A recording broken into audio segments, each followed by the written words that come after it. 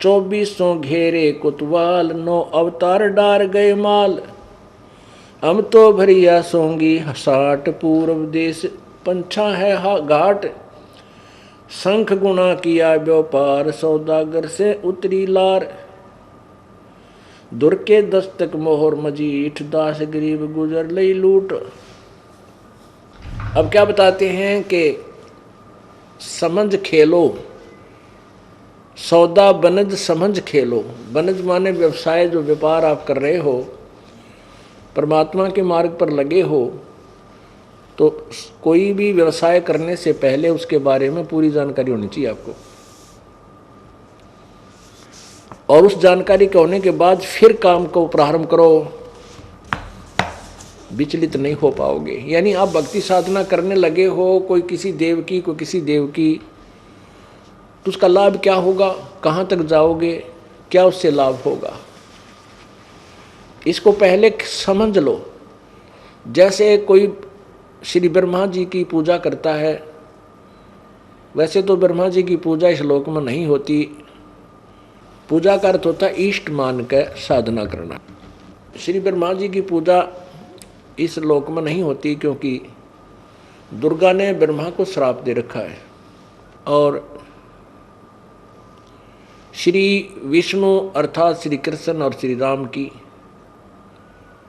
सतगुण की पूजा करते हैं, या श्री शिव जी तमगुण की पूजा करते हैं, श्री गणेश जी की पूजा करते हैं।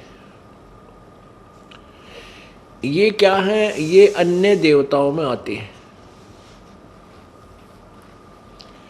देव का अर्थ होता प्रभु, भगवान कहो, राम कहो, साहब कहो। तो राम की क्या परिभाषा पहले ये समझनी होगी। जैसे आप समझ लिए एक तहसीलदार साहब, एसडीएम साहब, फिर डीसी साहब, कमिश्नर साहब, मंत्री साहब और मुख्यमंत्री साहब, प्रधानमंत्री साहब, राष्ट्रपति साहब, ये सभी साहब हैं। लेकिन इन साहबों की शक्ति में अंतर है। इसी प्रकार राम कहो, गॉड कहो, अल्लाह कहो, खुदा कहो, भगवान कहो, देव कहो। जैसे एक ब्रह्मांड में एक एक विभाग के स्वामी हैं, राम हैं। रजगुण विभाग के श्री ब्रह्मा जी, सतगुण विभाग के श्री विष्णु जी, तमगुण विभाग के श्री शिव जी। ये मंत्री सतर के भगवान साहब राम साहब समझो। और इनके पिताश्री जो है ब्रह्म क्षर पुरुष, जो काल है, वो 21 ब्रह्मांड का साहब है, राम है, जिसे क्षर पुरुष भी बोलते हैं। गीता जी अध्याय नंबर 15 के श्लोक नंबर 16 में 2 भगवान कहे हैं, क्षर पुरुष और अक्षर पुरुष। तो ये क्षर पुरुष जो है, ये काल है, ये ब्रह्मा विष्णु महेश का पूज्य पिताजी है, ये 21 ब्रह्मांड का राम साहब है। और गीता जी अध्याय नंबर 15 के श्लोक नंबर 16 में एक भगवान और बोला है, अक्षर पुरुष, अक्षर प्रभु, अक्षर राम। तो वो 7 संग ब्रह्मांड का राम है, भगवान है, स्वामी है, देव है। और गीता जी अध्याय नंबर 15 के श्लोक नंबर 17 में तुरंत ही कहा है कि उत्तम पुरुष है तू अन्य। इन ऊपर वाले दोनों से कोई और है वास्तव में पुरुषोत्तम। उत्तम पुरुष कहो चाहे पुरुषोत्तम, पुरुष उत्तम यानी श्रेष्ठ भगवान, उत्तम भगवान, श्रेष्ठ भगवान तो कोई और है,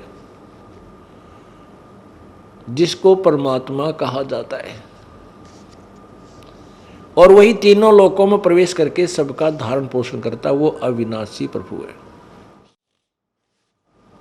तो वो भी राम है, वो राम है वास्तव में कुल मालिक, सबका कंट्रोलर, वो भी राम है। तो ऐसे हम राम देव कहो, राम को। अब जैसे एक, अब देव कौन हुआ, एक देव हुआ जो सर्वशक्तिमान है, वो भी देव भगवान है, साहब है। और उससे अन्य देव कौन कौन से हैं, अन्य देव ब्रह्म और परब्रह्म, ये भी अन्य भगवान हैं। और ब्रह्मा और विष्णु और शिव, ये भी अन्य देव और उससे न्यारे देव हैं, अन्य हैं। इनकी कितनी संस्थिति है, इनसे लाभ क्या होगा। इसी प्रकार गणेश जी हैं, ये भी अन्य देव हैं, और दुर्गा जी है, लक्ष्मी जी हैं, और सावित्री जी हैं, पार्वती जी हैं, ये भी अन्य देव हैं, अन्य देव में आती हैं, अन्य प्रभु स्वामी में। तो हमने किस देव की पूजा करनी है, किस देव का संकेत हमारे सदग्रंथ करते हैं, पहले तो ये पहचानना है, ये समझना है। श्रीमद् भगवत गीता अध्याय नंबर 9 के अब 20 से 23 देखते हैं। 20 से 23 श्लोक देखेंगे। यह है श्रीमद् भगवत गीता, जयदयाल गोविंद का इसके अनुवादक है, और गीता प्रेस गोरखपुर से छपी है।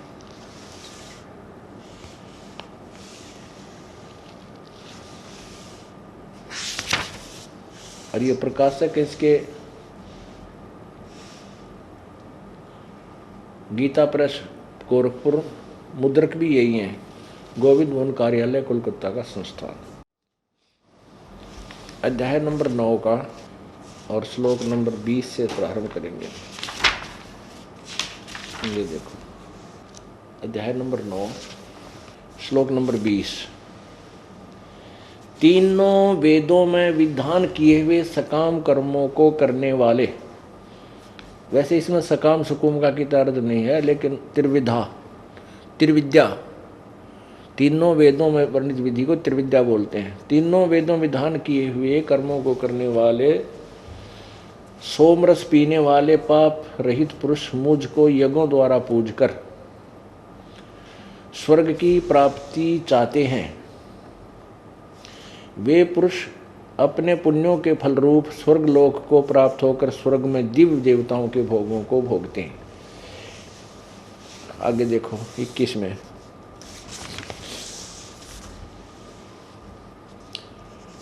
वे उस विशाल स्वर्गलोक को भोगकर पुण्य अक्षीण होने पर मृत्यु लोक को प्राप्त होते हैं। इस प्रकार तीनों वेदों में कहे वे सकाम कर्म का आश्रय लेने वाले भोगों की कामना वाले पुरुष बार बार आवागमन को प्राप्त होते हैं, अर्थात पुण्यों के प्रभाव से स्वर्ग जाते हैं और पुण्य क्षीण होने पर मृत्यु लोक में आते हैं। आगे देखो 22 में, जो अनन्य प्रेमी भक्तजन, मुझ परमेश्वर को लिखा है, बाकी मुझ को निरंतर चिंतन करते हुए निष्काम से बचते हैं, उन नित्य निरंतर मेरा चिंतन करने वाले पुरुषों का योग क्षेम यानी भक्ति की रक्षा मैं स्वयं प्राप्त कर देता हूं, यानी रक्षा करता हूं। अच्छा 23 में, हे अर्जुन, यद्यपि श्रद्धा से युक्त, सकाम नहीं, या कोई सकाम शब्द नहीं इसमें, जो भक्त, जो श्रद्धा से युक्त जो भक्त दूसरे देवताओं के, अन्य देवता, एक पूर्ण परमात्मा को छोड़कर अन्य देवताओं को पूजते हैं, वे भी मुझको ही पूजते हैं। मुझको का अर्थ यहाँ पर है कि वो भगवान प्राप्ति के लिए प्रयत्न ही कर रहे हैं, किंतु उनका वह पूजन अविधि पूर्वक अर्थात अज्ञान पूर्वक है। अरे वाह, अब स्पष्ट हो गया कि तीनों वेदों, क्योंकि ऋग्वेद, सामवेद और यजुर्वेद, ये ही 3 वेद हैं जिनमें भक्ति विधि प्रभु की है, प्राप्ति है, जैसा भी इनके अंदर ज्ञान है। और चौथा जो अथर्ववेद है उसमें सृष्टि रचना के विषय में अधिक ज्ञान जानकारी है, इसलिए इन 3 वेदों को ही भक्ति का वेद माना गया है। तो इन तीनों वेदों में वर्णित विधि से परमात्मा की जो साधना करते हैं उनके विषय में कहा है कि वो, अब उन्होंने क्या, जैसे आपको सत्संग में बताया पहले कि इन व्यक्तियों ने, साधकों ने क्या किया कि ओम नाम को भगवान का मान लिया, पूर्ण परमात्मा का, एक देव का, एकम भगवान का। इन साधना की भगवान मिला नहीं, किसी को शिव रूप में, किसी को ब्रह्मा रूप में, किसी को विष्णु जी रूप में दर्शन इस काल ने दिए। तो उन्होंने फिर उन देवताओं की पूजा शुरू कर दी, ब्रह्मा, विष्णु और महेश की। अब यहाँ काल कह रहा है कि वो पूजा जो कर रहे हैं वो सोच तो रहे हमें हमारी मेरी पूजा कर रहे हैं, लेकिन उनके वो पूजा जो साधना है वो शास्त्र विरुद्ध है। किसी ने ओम नमः शिवाय, किसी ने वो ओम भगवते वासुदेव नमः, ये इस तरह के मंत्र बना लिए। ये साधनाएं जो तुम कर रहे हो वो भी गलत है, और वेदों वर्णित ओम नाम के जाप से भी मोक्ष नहीं है। ये स्पष्ट कर दिया कि वो स्वर्ग जाते हैं, महास्वर्ग जाते हैं, देवताओं के दिव्य भोगों को भोगते हैं और फिर वापस पुनः इस मृत लोक में आकर दुख पाते हैं। आगे फिर देखो 25 में क्या कहा है, अध्याय नंबर 9 के, ये गीता अध्याय नंबर 9 और ये श्लोक नंबर 25 में,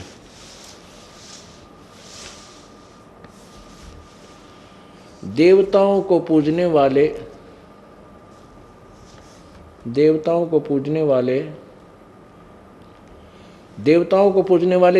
को प्राप्त होते हैं, पितरों को पूजने वाले पितरों को प्राप्त होते हैं, भूतों को पूजने वाले भूतों को प्राप्त होते हैं, और मेरा पूजने वाले मुझे प्राप्त होते हैं। अब इसे ये भी स्पष्ट होगा कि जो भूतों की पूजा करते हैं भूतों को प्राप्त होते हैं, भूत बनते हैं, वो भूतों वाले टोल में जा मिल लेंगे, और जो पितर पूजते हैं वो पितरों वाले टोल में मिल जाएंगे, वो पितर पूजते हैं, पितर बन जाएंगे। और देवताओं को पूजने वाले देवताओं वाले लोक में चले जाएंगे, वहां उनके बंधु व मजदूर की तरह नौकर बन के वहां रहेंगे।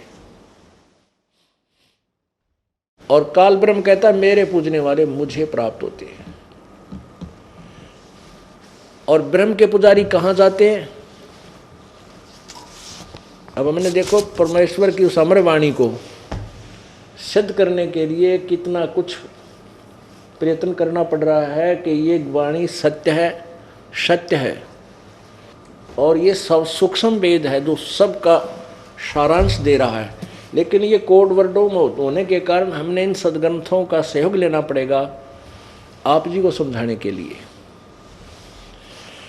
अब श्री देवी भागवत में देवी जी दुर्गा समझा रही है हिमालय राजा को, जो हिमालय नगरी का जो राजा था हिमालय, उसको दर्शन दे करके ज्ञान बता रही है।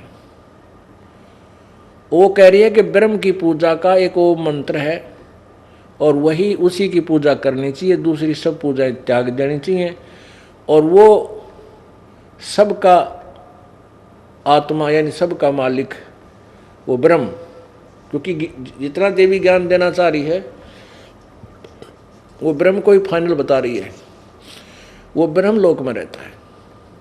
तो ब्रह्म कहता है गीता ज्ञान दाता गीता जी अध्याय नंबर 9 के श्लोक 25 में कि भूतों के पूजने वाले भूतों को प्राप्त होते हैं, पितरों को पूजने वाले पितरों को, देवताओं के पूजने वाले देवताओं को, और मेरे पुजारी मेरे पास आते हैं। वो कहाँ रहता है? ब्रह्मलोक में। तो ब्रह्म ओम के नाम का जाप करने वाले कहाँ जाते हैं? ब्रह्मलोक में, ब्रह्म के पास, ब्रह्म को प्राप्त होते हैं। आगे फिर ब्रह्म की स्थिति बताएंगे। 8वें अध्याय के 16वें श्लोक में गीता जी में कहा है कि ब्रह्मलोक पर्यंत भी पुनर्वर्ती अर्जुन, ये भी आवागमनमय ही है, इनका पूर्ण मोक्ष नहीं है। जो सिद्ध हम करना चाहते हैं कि जो साधना हम करते थे वो पूर्ण मोक्षदायक नहीं है। ये देखिएगा संक्षिप्त देवी भागवत, ये देवी भागवत गीता प्रेस गोरखपुर से प्रकाशित है। संक्षिप्त देवी भागवत, संपादक हनुमान प्रसाद पोदार चिमन लाल गोस्वामी, प्रकाशक में मुद्रक है गीता प्रेस गोरखपुर, गोविंद भवन कार्यालय कोलकाता का संस्थान। इसके हम 562 पृष्ठ पे आते हैं।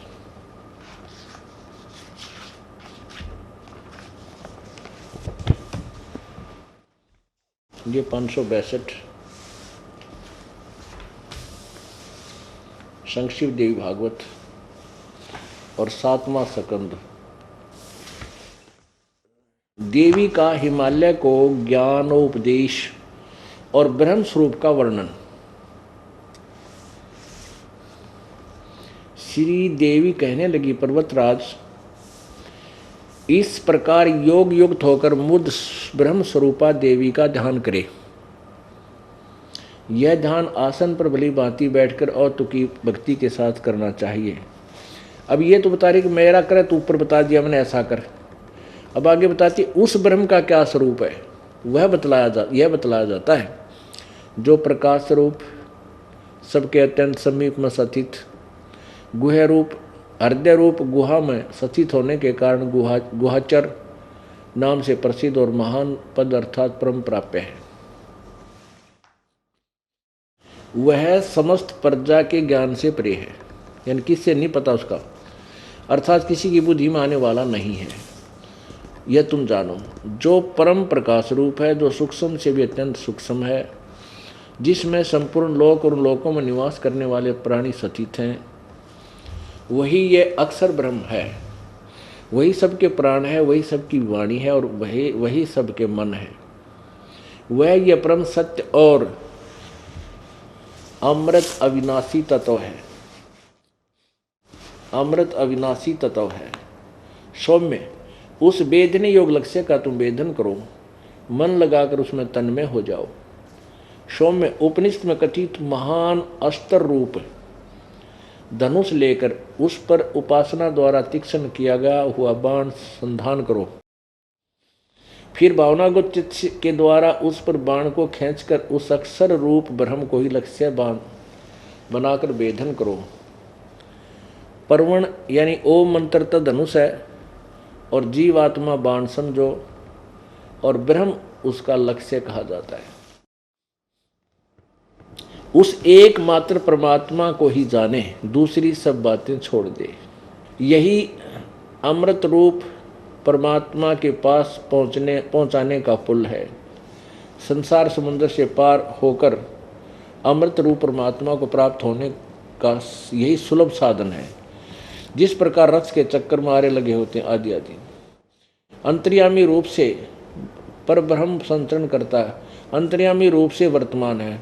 वह आत्मा ओम के जाप के साथ ध्यान करो। इस आत्मा का ओम के जाप के साथ ध्यान करो। इससे अज्ञान में अंधकार से सर्वथा परे और संसार समुद्र से पार जो ब्रह्म है उसको पा जाओगे, तुम्हारा कल्याण हो। ये 563 पे पढ़ रहे हम अब। वह यह सबका आत्मा ब्रह्म लोक रूप दिव्य आकाश में स्थित है। इससे सिद्ध हो गया भगवान एक देशीय है, ब्रह्म है, वो ब्रह्म लोक में रहता है। अब हम फिर ब्रह्म के पास आए, ब्रह्म लोक में चले गए, यानी फाइनल बता दिया देवी ने। और ब्रह्म भी कह रहा गीता ज्ञानदाता कि मेरा जाप करने वाले मेरे पास आ जाते। 9 में जाएंगे 25वें श्लोक में, 8 में जाएंगे 13वें श्लोक में गीता ज्ञानदाता कहता ओम इति अक्षरम ब्रह्म व्यवहारन माम अनुसमरण यह प्रियाति तदन देहम सयाति परमाम गतिम। मेरा केवल एक ओम मंत्र है, मुझ ब्रह्म का केवल एक ओम मंत्र है, ये ओम अक्षर है। और जो इसका अंतिम श्वास तक जाप करता है वो मेरे पास पहुंच जाता है। ये समझो मेरी गति को प्राप्त होता है। अब गीता जी अध्याय नंबर 8 के श्लोक नंबर 16 में कहा कि ब्रह्मलोक पर्यंत ये सभी लोग पुनर्वर्ती में है, यानी सबका पुनर्जन्म और जन्म मृत्यु पुनर्आवागमन होता है। अब देखिएगा श्रीमद् भगवत गीता, ये वही गीता है।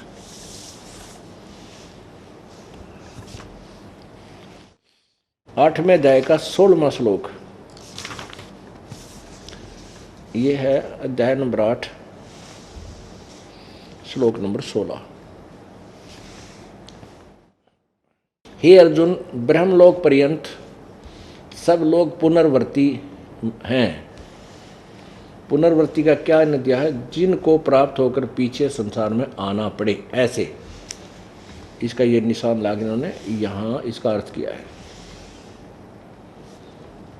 अब यहाँ इसने वैसे समझा नहीं अनुवादकर्ता ने, तो भी हम सिर्फ इतना लेंगे कि ब्रह्म जो है ये ब्रह्म लोक में रहता है और ये खुद कहता है मुझे, मेरी भक्ति करने वाले मुझे प्राप्त होते हैं। तो ये ब्रह्म लोक में चले जाते हैं ब्रह्म साधना करने वाले, और ब्रह्म लोक में गए हुए प्राणी भी जन्म और मृत्यु में होते हैं। अब जैसा कि गीता ज्ञान दाता अनुवादकर्ताओं ने इसका अनुवाद किया है गीता जी अध्याय नंबर 8 के श्लोक नंबर 16 का कि मुझे प्राप्त प्राणी का पुनर्जन्म नहीं होता, आगे लिखा है इसमें। तो ये न्याय संगत नहीं जचता, इन अनुवाद ठीक नहीं किया इसका। इसका अर्थ ये है कि जो इस बात को नहीं जानते कि मुझे प्राप्त होकर भी पुनर्जन्म होता है, वो बार बार पुनर्वर्ती में रहते हैं, उनका जन्म मृत्यु होता रहता है। क्योंकि गीता जी अध्याय नंबर 4 के श्लोक नंबर 5 में कहा कि अर्जुन तेरे और मेरे बहुत जन्म हो चुके, तू नहीं जानता। इससे सिद्ध है गीता ज्ञान दाता भी जन्म मृत्यु के अंदर है और ये विनाश में आता है, तो उसके पुजारी कहाँ अमर रहेंगे? उनका क्यों ना पुनर्जन्म होगा, अवश्य होगा। अब ये कंसेप्ट क्लियर करने के लिए कि हमने पूजा करनी किसकी चाहिए, कौन है वो भगवान जिसकी पूजा करें। और जैसा कि इस अगले मंत्र के अंदर, सवसम वेद के अगले मंत्र में नेक्स्ट अनुवाक में क्या बताया है, जैसा कि अभी हम पढ़ रहे थे, पुण्यात्माओं इस सूक्ष्म वेद को समझना हमने, सूक्ष्म वेद को समझे बिना हम परमात्मा प्राप्ति नहीं कर सकते। जब तक हमारे हृदय में यह नहीं जचेगा कि कबीर परमेश्वर ने जो ज्ञान दिया है वो ओरिजिनल है और उसका समर्थन वेद और गीता पुराण सभी कर रहे हैं। परमेश्वर ने क्या बताया था अपनी प्यारी आत्मा गरीबदास जी को? कबीर परमेश्वर ने क्या कहा था? सुर नर मुनिजन 33 करोड़ी, ये बंदे सभी निरंजन डोरी। सुर यानी देवता, मुनि ये ऋषि जी, ये 33 करोड़ देवता, 88,000 ऋषि, ये सभी काल की डोर से बंधे हैं। अर्थात काल भगवान की पूजा करते हैं और उसकी पूजा से जन्म मृत्यु के ही इस अरहट जैसे कुएं में ये रहते हैं।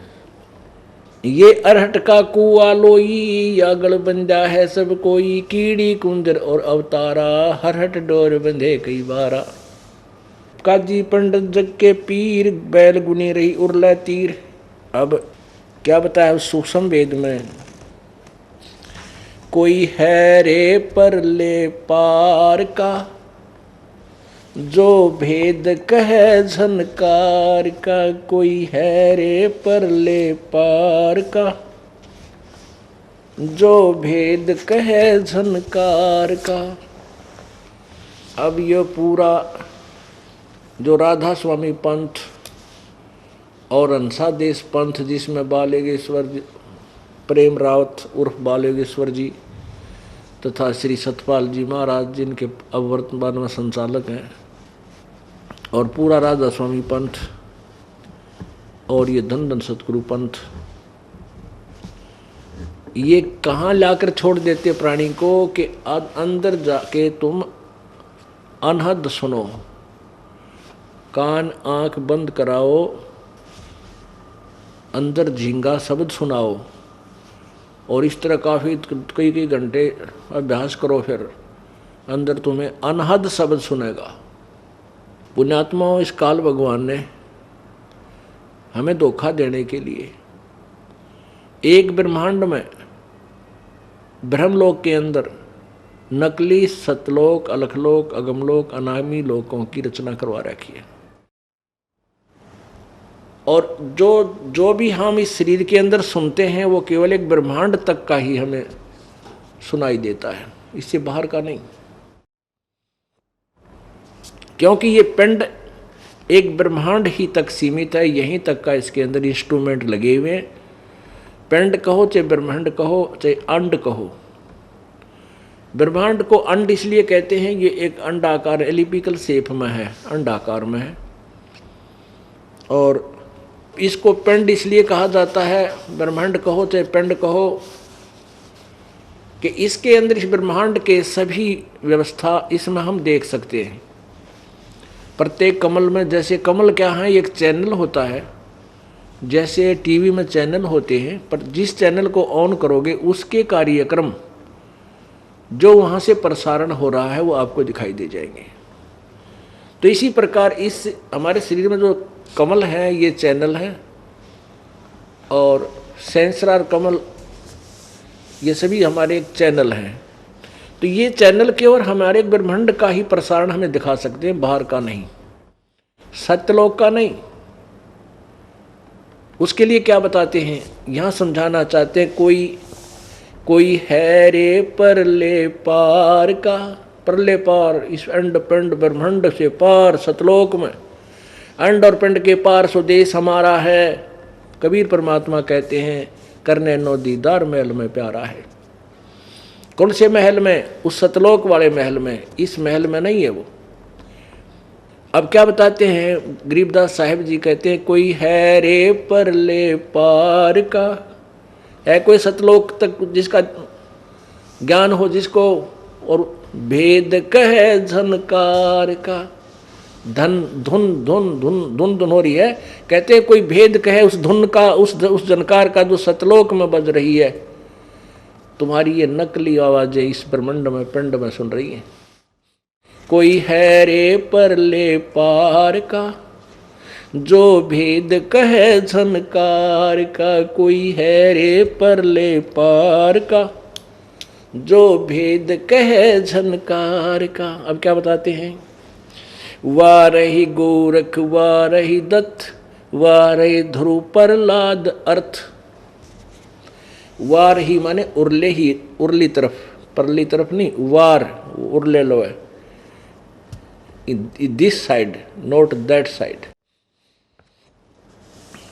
वारही गोरख वारही दत्त, वारही ध्रुव प्रहलाद अर्थ, वारही सुखदेव वारही व्यास, वारही पाराशर प्रकाश। अपनात्मा कितनी गहरी बात कही है। वारही दुर्वा सादर वेश, वारही नारद सारद शेष, वारही भरथरी गोपी चंद, वारही सनक सनंदन बंद, वारही ब्रह्मा वारही इंद्र, वारही सेंस कला गोविंद। यो 1000 भुजा का भगवान ये काल भी वार ही है। वारही शिव शंकर जो संब, वारही धर्मराय आरंभ, वारही धर्मराय धर धीर, परम धाम पहुँचे कबीर। ऋग्वेद साम अथर्वण वेद, परम धान नहीं लयहा वेद। अलल पंख अगाध भेव, जैसे कुंजी सुरती सेव। वार पार थे हाने था, गरीबदास निर्गुण निगाह। अब क्या बताते हैं, कोई हैरे परले पार का, जो भेद कहे उस जनकार का, वास्तविक धुन को बतावे। है कोई? आओ मेरे सामने।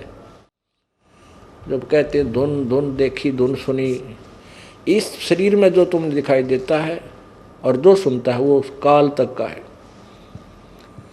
दृष्टि पड़े सुफना है धर अंबर कैलाश, वो या कृत्रिमबाजी झूठ है तुम सुरत समो श्वास। श्वास सुरत, श्वास में सुरत समोने का अर्थ है जो मंत्र आपको दिया श्वास, उस श्वास का, उसमें ध्यान से सिमरण करते रहो, इससे पार हो गए। वार ही गोरख, गोरख जैसे नाथ भी उधर ही उरली साइड में है, पार नहीं हुए। और वार ही दत्त, दत्तात्रेय जैसे भी ये उरली ओड़ी भी हैं, ये पार नहीं हुए। वार ही ध्रुव प्रहलाद अर्थ, ध्रुव और प्रहलाद भी पार नहीं, इनकी जन्म मृत्यु होती है। अब यहाँ चक्कर में पड़ जाते हैं, वह कमाल की बात है। ये तो इनको तो भगवान मिल गए थे। अरे भगवान 120 वर्ष काशी में रह गए, चले गए, सब न मिल रहे थे, कौन सा पार हो गया? भगवान के मिलने से पार नहीं होती, भगवान के द्वारा बताएगी भक्ति से, भक्ति धनी होकर के हम सतलोक जा सकेंगे। वार ही सुखदेव वार ही व्यास, सुखदेव ऋषि भी वार ही, क्योंकि स्वर्ग लोक तक गया, विष्णु के लोक तक गया है, और व्यास भी उरली तरफ ही है। और वार ही पाराशर प्रकाश, पाराशर जैसे ऋषि भी यहीं रहे। वार ही दुर्वासा दरवेश, वार ही नारद सारद शेष, ये नारद जैसे भी, शारदा, शारद माने शारदा, शारदा कौन है? ये ब्रह्मा जी की पुत्री सरस्वती। वार ही भर्तरी गोपी चंद, वार ही सनक सनंदन बंद, ये गोपीचंद बर्तरी जैसे भी जन्म मृत्यु के अंदर ही है, पार नहीं हुए। वार ही ब्रह्मा, वार ही इंद्र, वार ही सेंस कला गोविंद, ये थारे 1000 बुझागे भगवान तक भी यहीं पर ब्रह्मा विष्णु महेश जैसे भी जन्म मृत्यु के अंदर ही हैं। वार ही धर्म राय धर धीर, और परम धाम पहुँचे कबीर, क्योंकि परमात्मा आए थे, उन्होंने जाकर के दिखाया, फिर वापस आए। अब यहाँ हमने ये समझना है कि ये ऐसा क्यों हुआ, ऐसा हुआ क्यों, फिर जब ये पार क्यों ना हुए वही से महापुरुष, क्या इन्होंने प्रयत्न नहीं किए, खूब किए, लेकिन इनको वो तत्वदर्शी संत नहीं मिला, शास्त्र वेदों अनुसार साधना भी इनको प्राप्त नहीं थी। ब्रह्मा विष्णु महेश ने भी शास्त्र विरुद्ध साधनाएं की। गीता जी अध्याय नंबर 16 के श्लोक नंबर 23 में कहा कि शास्त्र विधि को त्याग कर जो मनमाना आचरण करते हैं, यानी जो मनमानी पूजा करते हैं, अपनी इच्छा से जो मंत्र जाप करते हैं, साधना करते हैं, उनको ना कोई सुख हो, ना उनकी गति हो, और ना कोई उनको सिद्धि प्राप्त हो। अब देखिएगा श्रीमद् देवी भागवत यानी देवी पुराण, गीता प्रेस गोरख से प्रकाशित है। ये वही संपादक है हनुमान प्रसाद पोदार चरणलाल गोस्वामी, प्रकाशक में मुद्रक हैं गीता प्रेस गोरखपुर, गोविंद वन कार्यालय, कोलकाता का संस्थान। अब इसमें हमने क्या देखना है कि ब्रह्मा विष्णु और ब्रह्मा शिव को कितना ज्ञान था। ये देखो पहले 28 नंबर पृष्ठ हम दिखाते हैं आपको इसका।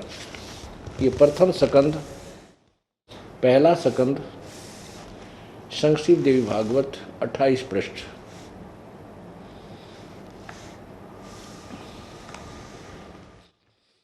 नारद जी ने कहा, व्यास जी तुम इस विषय में जो पूछ रहे हो ठीक यही प्रश्न मेरे पिताजी ने भगवान श्री हरि से किया था। देव अधिदेव भगवान जगत के स्वामी हैं, लक्ष्मी जी उनकी सेवा में उपस्थित रहती हैं, दिव्य कौस्तुभमणि उनकी शोभा बढ़ाती है और वे शंख चक्र गदा लिए रहते हैं। विष्णु जी के बारे में बताए जा रहे हैं। पीताम्बर धारण करते हैं, 4 भुजाएं, वक्षस्थल पर श्रीवत्स चिन्ह चमकता रहता है। वे चराचर जगत के आश्रयदाता हैं, जगत गुरु एवं देवताओं के भी देवता हैं। ऐसे जगत प्रभु भगवान श्री हरि महान तप कर रहे थे, यानी विष्णु जी तपस्या पर लगा हुआ था, उनकी समाधि लगी थी। यह देखकर मेरे पिता ब्रह्मा जी को बड़ा आश्चर्य हुआ, अतः उन्होंने उनसे जानने की इच्छा प्रकट की। ब्रह्मा जी ने पूछा, प्रभु आप देवताओं के अध्यक्ष, जगत के स्वामी और भूत भविष्य एवं वर्तमान सभी जीवों के एकमात्र शासक हैं, भगवान फिर आप क्यों तपस्या कर रहे हैं और किस देवता की आराधना में ध्यान मग्न है? मुझे असीम आश्चर्य तो यह हो रहा है कि आप देवेश्वर एवं सारे संसार के शासक होते हुए भी समाधि लगाए बैठे हैं। ब्रह्मा जी के विनीत वचन सुनकर भगवान श्री हरि ने उनसे कहा, श्री हरि उनसे कहने लगे, किनसे? ब्रह्मा जी से कहा विष्णु ने कि ब्राह्मण सावधान होकर सुनो, मैं अपने मन का विचार व्यक्त करता हूँ। देवता, दानव और मानव सब यही जानते हैं कि तुम सृष्टि करते हो, मैं पालन करता हूँ, संसार संकर संहार क्या करता है। किंतु फिर भी वेद के पारगामी पुरुष अपनी युक्ति से यह सिद्ध करते हैं कि रचने, पालन और संहार करने की यह योग्यता जो हमें मिली है उसकी अधिष्ठात्री शक्ति देवी है, यानी दुर्गा है। उस शक्ति के अभाव से तुम संसार की सृष्टि नहीं कर सकते, मैं पालन करने में सफल नहीं हो सकता, रुद्र से संहार कार्य भी होना संभव नहीं। हम सभी उस शक्ति के सहारे ही अपने कार्य में सदा सफल होते आए हैं। सुअर्थ प्रत्यक्ष और परोक्ष दोनों उदाहरण मैं तुम्हारे सामने रखता हूँ, सुनो। यह निश्चित बात है कि उस शक्ति का अधीन होकर ही मैं शेषनाग की सैया पर सोता और सृष्टि करने का अवसर आने पर जाग जाता हूँ। मैं सदा तप करने में लगा रहता हूँ, उस शक्ति के शासन से कभी मुक्त नहीं रह सकता। कभी अवसर मिला तो लक्ष्मी के साथ सुखपूर्वक समय बिताने का सौभाग्य प्राप्त होता है। मैं कभी तो दानों के साथ युद्ध करता हूँ अखिल जगत को भय पहुंचाने वाले दैत्यों के विकराल शरीरों का शांत करना मेरा परम कर्तव्य हो जाता है। अब देखो 29 पढ़ रहे हैं हम, पृष्ठ 29। विष्णु जी कह रहे हैं मुझे सब प्रकार से शक्ति यानी दुर्गा के अधीन होकर रहना पड़ता है। उन्हीं भगवती शक्ति का मैं निरंतर ध्यान किया करता हूँ, यानी मैं दुर्गा की पूजा करता हूँ। और ब्रह्मा जी मेरी जानकारी में इन भगवती शक्ति से बढ़कर दूसरे कोई देवता नहीं। आलिया और भगवान श्री विष्णु जी के ज्ञान का आपको पता लग गया। विष्णु जी कह रहे हैं कि मैं दुर्गा की पूजा करता हूँ, इन्हीं का ध्यान करता हूँ, और मेरी जानकारी में इनसे बड़ा कोई और देवता भगवान नहीं है। और अभी आपने 562 और 63 पृष्ठ पर देवी क्या कह रही है? देवी जी कह रही हैं कि हिमालय तू उस ब्रह्म की पूजा कर और सब बातें छोड़ दे। अब देखो इस एक एग्जाम्पल में, एक ही उदाहरण में ब्रह्मा जी के ज्ञान का व्यास जी पूछने लग रहा है, जो वेदों का लिखा वो तो नारद जी से पूछ ही रहा है, और नारद जी के ज्ञान का, ब्रह्मा जी के ज्ञान का और विष्णु जी के ज्ञान का, इन सब का पता लग जाता है। देवी क्या बताती है देखो, अभी आपको पढ़ाया था फिर दिखाता हूँ 562 पृष्ठ पे, ये 7वां स्कंद है देवी पुराण में। और देवी ने कहा है कि उस देवी हिमालय को ज्ञान उपदेश देवी द्वारा वो कहती है कि उस ब्रह्म का क्या स्वरूप है यह बतला जाता, जो प्रकाश स्वरूप सबके अत्यंत समीप आदि आदि, वह परम सत्य और अत्यंत अविनाशी तत्व है। सौम्य उस वेद ने योग रक्षेगा, तुम वेदन करो, मन लगाकर उसमें तन्मय हो जाओ। उसका परमण ओम धनुष है, जीवात्मा बाण है, ब्रह्म उसका लक्ष्य कहा जाता है। एकमात्र उस एक मात्र परमात्मा को ही जानो, दूसरी सब बातें छोड़ दो, यानी और पूजा मत करो। दुर्गा किसी और के बारे में कह रही है, उसके बारे में क्या बताया कि वह इस आत्मा का ओम के जाप के साथ ध्यान करो। इस अज्ञान में संस्कार अंधकार से तुम सर्वथा परे और संसार समुद्र से पार हो जाओगे। समुद्र से उस पार जो ब्रह्म है उसको पा जाओगे, तुम्हारा कल्याण हो। वह यह सब का आत्मा ब्रह्म लोक रूप दिव्य आकाश में रहता है। यहाँ स्पष्ट कर दिया देवी ने कि उस एकमात्र परमात्मा यानी ब्रह्म को ही जानो, दूसरी बातें छोड़ दो और पूजा मत करो। अब दुर्गा तो कह रही है कि उस ब्रह्म की पूजा करो। ब्रह्मा विष्णु महेश और नारद और व्यास अब कहाँ उलझ रहे हैं? विष्णु जी कह रहा है कि मैं तो दुर्गा से ऊपर कोई भगवान नहीं मानता। अब इसी देवी पुराण के 414 पृष्ठ पे इन ऋषियों मुनि और ब्राह्मणों के ज्ञान की सतह आपको दिखाते हैं, ये कितना गहरा ज्ञान था इनमें। ये देखिएगा 6ठा अध्याय 6ठा स्कंद संक्षिप देवी भागवत 414 पृष्ठ। जन्मेजय ने पूछा, महाभाग किस युग में कैसा धर्म का स्वरूप है? इस संपूर्ण विषय को विशेष रूप से बताने की कृपा कीजिए। व्यास जी बोले, राजन यह निश्चय है कि सतयुग में ब्राह्मण वेद के पूर्ण विद्वान थे और उनके द्वारा निरंतर भगवती जगदम्बा की आराधना होती थी। भगवती का दर्शन करने के लिए उनका मन सदा ललायित रहता था। अब बताओ, उन ऋषियों को और महर्षियों को क्या कहेंगे हम? अज्ञानी, वेद ज्ञानहीन, जो सतयुग के ब्राह्मण, ऋषि को चाहे ब्राह्मण को, इनको।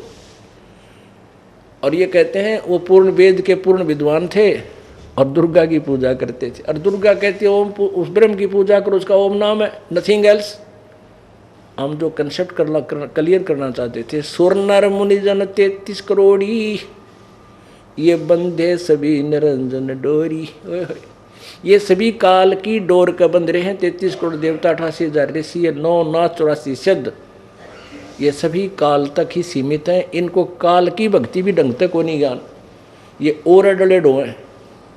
तो यहाँ जो प्रसंग चल रहा था, कोई है रे परले पार का, इसे ऋषि तो परले पार गए नहीं। और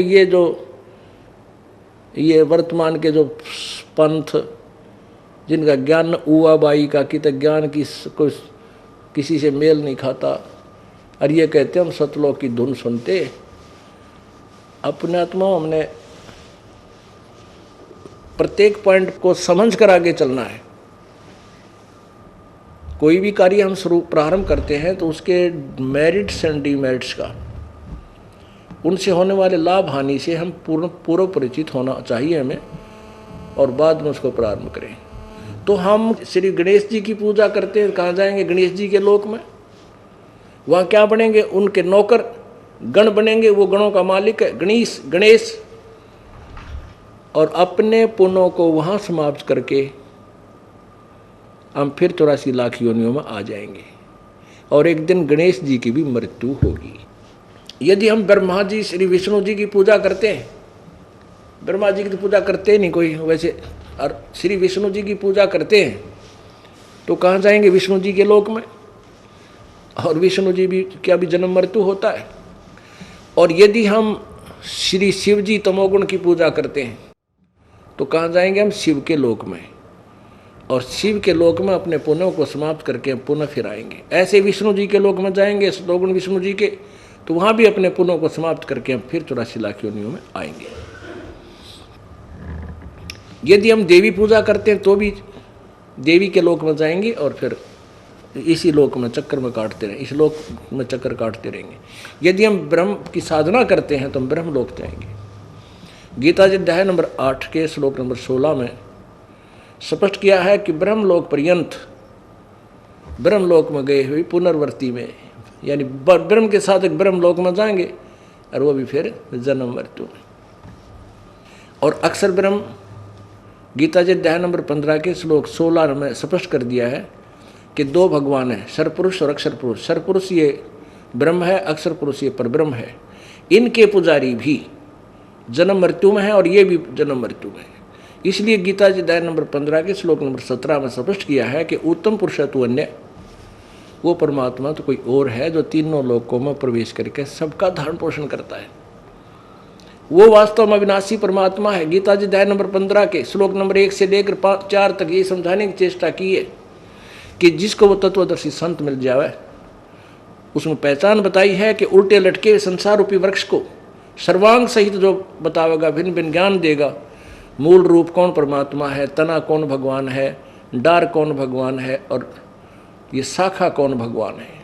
तो वो तत्वदर्शी संत है, सवेदवित। और उस तत्वदर्शी संत से ज्ञान प्राप्त करने के पश्चात उस परमेश्वर के परम पद की खोज करनी चाहिए, जहां जाने के बाद साधक फिर लौटकर संसार में कभी नहीं आता, अर्थात उसको पूर्ण मोक्ष प्राप्त हो जाता है, उसकी जन्म मृत्यु फिर नहीं होती। और उसी परमात्मा ने सारे ब्रह्मांडों की रचना की है, और मैं भी उसी के अधीन हूँ, गीता ज्ञानदाता कह रहा है। तो इसलिए गीता ज्ञानदाता ने गीता अध्याय नंबर 18 के श्लोक नंबर 62 में कहा कि अर्जुन तू सर्वभाव से उस परमेश्वर की शरण में जा, उसकी कृपा से तू परम शांति और शाश्वत स्थान, शाश्वत स्थान माने शाश्वतम स्थानम, शाश्वतम माने सनातन परम धाम, सदा रहने वाला सतलोक, उसको प्राप्त होगा। 18वें अध्याय के 64वें श्लोक में कहा कि अर्जुन तुझे एक और गुप्त बात बता देता हूँ कि वही परमात्मा जिसके विषय में मैंने तुझे अभी बताया है 18वें अध्याय के 62वें श्लोक में, वो मेरा भी पूज्य देव है। इसलिए सर्वभाव से उसी परमात्मा की पूजा करो, वही पूजा के योग है, उसी से पूर्ण मोक्ष होगा। बोलो सतगुरुदेव। परम पिता परमात्मा कितने दयालु हैं कबीर भगवान। अपनी प्यारी आत्माओं को, जिनको काल ने अज्ञान से भर रखा है, जिनको काल ने केवल इतनी ही रोशनी दे रखी है ज्ञान की कि ये संतान उत्पत्ति करो, इनका पालन पोषण करो, इनकी शादी कर दो, इनके बच्चे हो जाएं तो तुम्हें चैन मिलेगा। और भक्ति करना चाहती है कोई आत्मा तो उसके लिए ये डुप्लीकेट संत ऋषि में ऋषि बना के वेद ज्ञानहीन इनको नगर नगर में गांव गांव में फैला दिया काल ने। और उन डुप्लीकेट ऋषियों को महर्षि मानकर, उन डुप्लीकेट संतों को परम सतगुरु मानकर, परम धनी मानकर ये भोली आत्मा ऐसे अपना जीवन नष्ट कर रही हैं जैसे पतंग दीपक को शांतिदायक जानकर उसके ऊपर जाके न्योछावर हो जाता है। और वो दीपक शांतिदायक नहीं है, वो तो विनाशक है। लेकिन उस भोली आत्मा को पता नहीं, उसमें कुर्बानी की भावना होती है। और वो पतंग दीपक के ऊपर, दीपक को एक शीतल पदार्थ जानकर शांति के लिए उसमें उससे चिपक जाता है और वहीं चरण जैसी जल के नष्ट हो जाता है। ऐसा ये भगवान ब्रह्म है जिसको हमने परमात्मा मान कर, इन नकली गुरुओं के द्वारा बताए गए अज्ञान के आधार से हमने इस ज्योति निरंजन उर्फ ब्रह्म को अर्थात काल को शांतिदायक भगवान मान लिया और इसने बता दिया कि मेरा ओम नाम है, इसका जाप करो। ये तो काल है और जो इसके जाल में रहेगा, इसके पास जाएगा, इसको खाएगा। गीता जी अध्याय नंबर 11 के श्लोक नंबर 32 में स्वयं कहता है, अर्जुन मैं काल हूं और इस समय सबको नष्ट करने के लिए, जितने भी योद्धा हैं सबका नाश करने के लिए मैं प्रवृत्त हुआ हूं। अब मैं आया हूं, प्रगट हुआ हूं। श्री कृष्ण जी तो पहले ना खड़े थे, वो कभी नहीं कह सकते मैं काल हूं, क्योंकि पहले नहीं कहा श्री कृष्ण जी ने मैं काल हूं। ना इस गीता जी के ज्ञान के बाद श्री कृष्ण ने कभी अर्जुन को कहा मैं काल हूं, क्योंकि वो काल नहीं थे। काल तो ये ब्रह्म है, ज्योति निरंजन है। ये प्रेत की तरह श्री कृष्ण जी में प्रवेश करके और गीता जी का ज्ञान बोला और साथ में युद्ध करवाने के लिए अर्जुन को विवश किया, अपना भयंकर रूप दिखा के। ये कहता है कि 8वें अध्याय के 7वें श्लोक में कि अर्जुन तो युद्ध भी कर और मेरा सिमरण कर। मेरे पास रहेगा ना, मेरी भक्ति करेगा और मेरे पास रहेगा तो तेने युद्ध भी करना होगा और अपना भक्ति करना चाहता तो भक्ति भी कर ले, ऐसे ही शांति नहीं। और कहा कि 8वें अध्याय के 13वें श्लोक में कि मेरा केवल एक ओम नाम है, नथिंग एल्स। मुझ ब्रह्म का ओम इति एक अक्षरम ब्रह्म व्यवहारन माम अनुस्मरण यह प्रियाति तजम देहम सयाति परमाम गति। जो मेरा मुझ ब्रह्म का एक ओम अक्षर है, नथिंग एल्स, यह एक ओम अक्षर है। और इसका जो अंतिम श्वास तक सिमरन करता हुआ शरीर त्याग कर जाता है, अर्थात लास्ट तक भी मेरे में श्रद्धा रखता है, वो मेरे को ही प्राप्त होता है, मेरे वाली परम गति को प्राप्त होता है। अब गीता जी अध्याय नंबर 18 के श्लोक नंबर 62 में कहा कि अर्जुन तू सर्वभाव से उस परमेश्वर की शरण में जा। यानी गीता ज्ञान दाता से अन्य कोई परमात्मा है, उसी की कृपा से ही तू परम शांति और शाश्वतम स्थानम अर्थात सनातन परम धाम मीन सतधाम सतलोक को प्राप्त होगा। इसे सिद्ध हो गया कि ब्रह्म साधना से शांति नहीं। अर्जुन ने श्री कृष्ण में प्रवेश हुए ब्रह्म के आदेश का पालन करके युद्ध किया और युद्ध के बाद भी क्या युद्ध में तो शांति थी ये नहीं, कितने मर गए, उनकी सेना भी मर गई, उनके भी मर गए, रिश्तेदार भी मरे। और फिर उसके बाद कौन सी शांति रही? कुछ दिनों के बाद युधिष्ठिर को भयंकर स्वप्न आने लगे, बुरा हाल मच गया पूरे राजमहल के अंदर। और फिर शांति की तलाश में यज्ञ करना चाहा, तो इन डुप्लीकेट ऋषियों से वो यज्ञ भी पूर्ण ना हो यार, वो भी उस परम पिता परमेश्वर पूर्ण ब्रह्म के उपासक सुपथ सुदर्शन जी से ही वो यज्ञ संपूर्ण हुआ। अर्थात उनके 3 ताप भी इन ऋषियों नकली ऋषियों से नहीं समाप्त हुए, वो भी उस परम पिता परमात्मा पूर्ण ब्रह्म परम अक्षर ब्रह्म की साधना वाले संत भगत से वो उनके 3 ताप नष्ट हुए। यहाँ परमात्मा कहते तुम कौन राम का जपते जापम और ताते कटे ना थरे तीनों तापम में। तुम कौन से भगवान की पूजा करते हो, तुम किन भगवानों की पूजा करते हो जिनसे तुम्हारे तीन ताप बिना कटे। ये ओपरे पराये सारा धक्के खा लिए इन भूत प्रेता के दुखी हुई, कोई बालाजी बिना बालाजी की तरह राधा स्वामी धनदास गुरु सारे जा लिए। और आखिर में फिर इस सच्चे दरबार में आके इनके वो भी वो तीन ताप भी यही समाप्त होते हैं। और ये तो यहाँ फ्री में होते हैं। हमारा मूल जो सौदा है, मुख्य सौदा जो है वो तो है आपको जन्म मृत्यु से मोक्ष दिलाना है। और ये बाकी तो बाई प्रोडक्ट है इस भक्ति का। आपको वैसे सुख देगा, घर में सुख, शरीर में सुख, आपके जो ना बिजनेस में बढ़ावा, हर तरह से लाभ देना शुरू कर देगा भगवान आपको। पर अपने नियम पूरे निभाने पड़ेंगे। आप नियम ठीक नहीं रखोगे फिर मालिक साथ नहीं देगा। और फिर श्री कृष्ण जी के साथ क्या बना, सारे यादव मर गए आपस में लड़के, जिसमें श्री कृष्ण जी का कुल नाश हो गया। बेटे पोते पड़पोते जिनके लिए ब्याह करवाए 8 श्री कृष्ण जी ने संतान, मेरा कुल चलेगा। 1008 शादी बताते श्री कृष्ण जी की थी। 8000 रानियां थी, 8 शादी की हुई थी, यानी कुछ को तो उठा कर लाए थे, कुछ को वैसे कि राजा ने 16,000 कन्याओं को बंद कर रखा था अवैध तरीके से, उनको छुड़वा के लाए थे, वो अपने पास रखी थी। और आखिर में कुछ भी ना रहा। परमात्मा कहते हैं 1 लाख पूत 1.25 लाख नाथी और उस रावण का जीवन दीवान बाती। तो यहाँ शांति नाम की चीज नहीं है। अब ओम नाम और ब्रह्म की साधना से शांति कभी नहीं हो सकती। कई पंथ, कई भक्त कहते हैं ओम शांति, नो कह दो शांति हो जाएगी, 7 जन्म भी ना होवे। शांति का ओम का तो खड़ा एक्सीडेंट है, कभी नहीं हो सकती ओम के नाम से शांति। खुद कहता है कितनी शांति चाहिए था उस परमेश्वर की शरण में, दादश की कृपा से तू परम शांति को प्राप्त होगा। 18 में जाएंगे 62वें श्लोक में वो परमात्मा कौन है।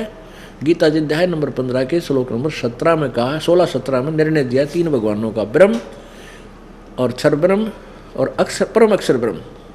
क्षर ब्रह्म, अक्षर ब्रह्म और परम अक्षर ब्रह्म, 3 भगवान, क्षर पुरुष, अक्षर पुरुष, परम अक्षर पुरुष। वो तीसरे नंबर का जो 17वें श्लोक में 15वें अध्याय के में कहा है, वो वास्तव भगवान है और उसी की कृपा से परम शांति और पूर्ण मोक्ष होता है। गीता जी अध्याय नंबर 15 के श्लोक नंबर 1 से 4 में भी यही प्रमाण है। इस प्रकार इन नकली संतों ऋषियों ने बैठा रखा था और इन्होंने ऐसे नकली अपने अनुभव की पुस्तकें बनाकर समाज में पेश कर दी जो अज्ञानता से परिपूर्ण कर दिया इस मानव समाज को। अब इस दास की ड्यूटी लाई है परमात्मा ने, इस अज्ञान को जड़ से समाप्त करने की, समूल नष्ट किया जाएगा। इसके लिए हमारे हथियार हैं, हमारे सदग्रंथ, पवित्र 5 वेद, 4 वेद और प्लस में सूक्ष्म वेद, पवित्र गीता जी, पवित्र पुराण और पवित्र कुरान, पवित्र बाइबल आदि सदग्रंथ है।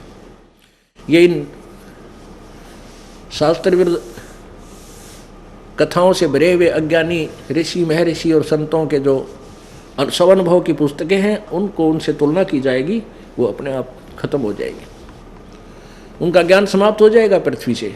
क्योंकि और ज्ञान सब ज्ञान अड़ी, कबीर ज्ञान सो ज्ञान, और जैसे गोला तोब का करता चले मैदान। सच्चाई।